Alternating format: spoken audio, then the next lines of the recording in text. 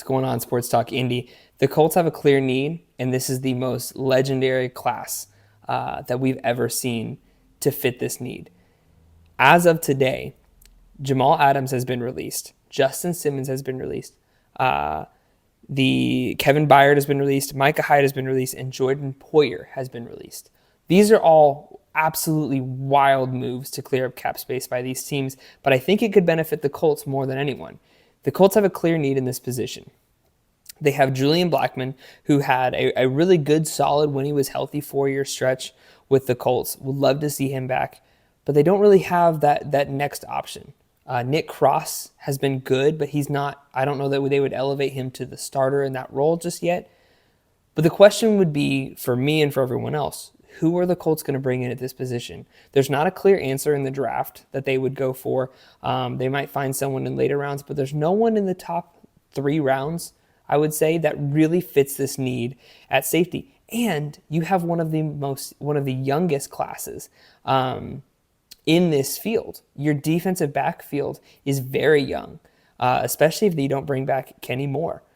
So you're talking about guys that really need. Juju Brents needs an older mentor. He needs someone to come in and really help with this. And I think a guy like Jamal Adams, Justin Simmons, who's a culture leader there in Denver for years and years and years. Quandre Diggs, another one out of Seattle that would be a really good fit. He's in that full safety position. Micah Hyde would be good. These guys have been like culture people who've instilled these like legendary cultures in what would otherwise be deemed as, what would be the word? Dysfunctional teams. You look at the Broncos, who have not had a functional season since 2016 when they won the Super Bowl. Gary Kubiak retires, Peyton Manning retires, and that's it. And they fall off the bandwagon. No offense to my boy at Sports Talk Denver, but they've not been able to put it together. I don't think anyone can argue that they've not been able to put the pieces together since the Legion of Boom almost 8 years ago. They've gotten close. They've kind of like started to nudge their way in, but they've not been able to figure it all out. And yet guys like Justin Simmons are pioneers of a culture in that field. So I would love to see Justin Simmons come to the Colts and really continue this really good culture.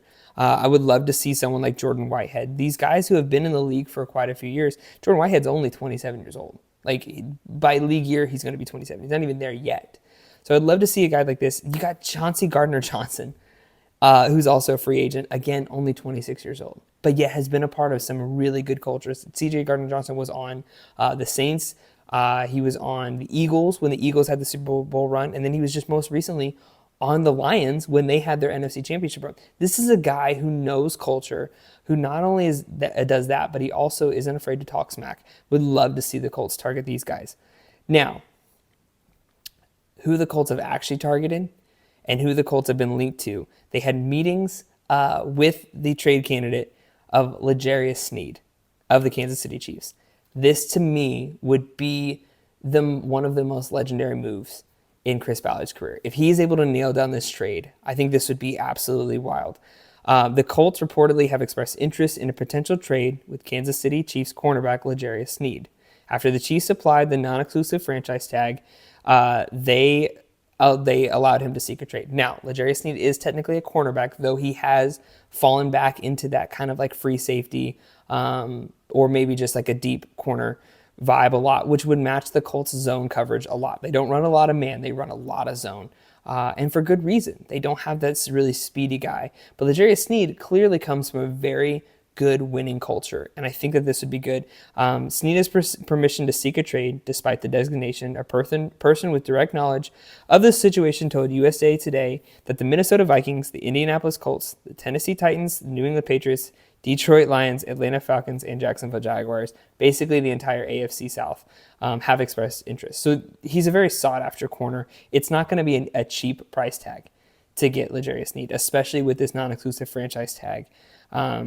Sneed allowed 53 receptions on 102 targets. That's 52%, with 10.3 yards per reception and a 66 passer rating in coverage during the 20. That's legendary. A 66 passer rating is legendary of a corner. I think this would be an incredible slam dunk for the Colts if they're able to nail down a trade. Now, it's not going to be cheap. The Chiefs need a wide receiver. Colts have wide receivers. I can't imagine that they're going to give someone like Pittman or Downs away, but it could come down to giving away one of the wide receivers and some picks for L'Jarius Sneed. He's not going to be a cheap target, especially with, as I just mentioned, 7 or 8 teams interested in him. I mean, that's a quarter of the league interested in him. But if they can't get him, you're talking about an absolutely unbelievable class of free safeties and strong safeties.